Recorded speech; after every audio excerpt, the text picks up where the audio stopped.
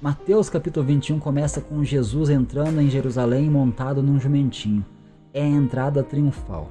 Cumprimenta a profecia de Zacarias capítulo 9, versículo 9, que diz: Eis que aí vem o teu rei, humilde montado em um jumentinho. E o povo clama: Hosana ao filho de Davi. Ele vem como rei, meus irmãos, mas não em poder militar, e sim em humildade para salvar. Aleluia. E em seguida Jesus ele vai ao templo, expulsa os cambistas, derruba as mesas e declara: Minha casa será chamada casa de oração, mas vocês fizeram covil de ladrões. E o mesmo Jesus, manso, é o Rei Santo que purifica a adoração. Ele não tolera um coração que finge servir a Deus e vive em comércio espiritual. E logo depois, os líderes religiosos ficam indignados com as crianças gritando louvores a Cristo. Jesus ele cita o Salmo 8, que diz: Da boca dos pequeninos, Deus suscita louvor. Aleluia.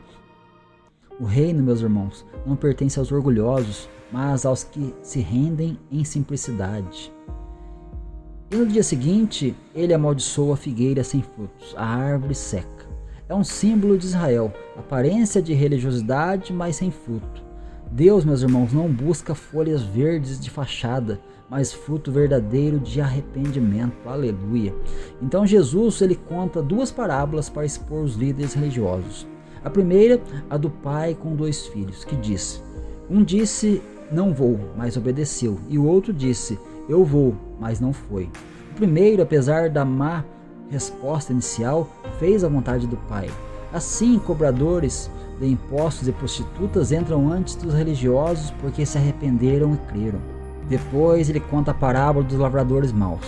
Homens arrendam a vinha, maltratam os servos enviados e por fim matam o filho do dono para tomar a herança. É a história de Israel, rejeitando os profetas e assassinando o Filho de Deus. Jesus ele conclui: a pedra que os construtores rejeitaram tornou-se a principal. E quem cair sobre essa pedra será despedaçado, e sobre quem ela cair será esmagado. Quais são as aplicações que nós podemos fazer aqui nesse contexto, meus irmãos? Primeiro, quando fala da entrada triunfal, aí eu pergunto a você: você reconhece Jesus como um rei humilde que veio para salvar, ou o rejeita porque não corresponde às suas expectativas? E quando fala da purificação do templo, o que nós aprendemos? Que Cristo não quer rituais vazios, mas Ele quer coração limpo, vida transformada e adoração verdadeira. E a figueira sem fruto? Aí eu te pergunto: você tem aparência de religiosidade, mas sem fruto de arrependimento? Isso, meus irmãos, é morte espiritual. Depois ele conta a parábola dos dois filhos. Isso significa o quê? Que não basta falar bonito sobre fé, é preciso obedecer. Deus olha para a prática e não para o discurso. Aleluia. E depois ele encerra contando a parábola dos lavradores. E isso mostra pra gente que rejeitar Cristo é colocar-se debaixo do juízo da pedra que esmagará todo rebelde. Então nós vemos que ele é o rei humilde, montado em jumentinho, vindo para salvar. Ele também é o Senhor do templo, que purifica o culto verdadeiro. Ele também é o filho do dono da vinha, rejeitado e morto pelos lavradores maus.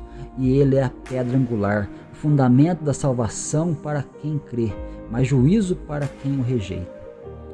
E no fim a pergunta é direta: você está entre os que clamam Hosana e seguem o rei, ou entre os que rejeitam o filho e acabam esmagados pela pedra? Deixa eu fazer uma pergunta para você. Você vai continuar com as folhas sem fruto, religiosidade sem vida, ou vai se render ao rei humilde que morreu e ressuscitou para te salvar?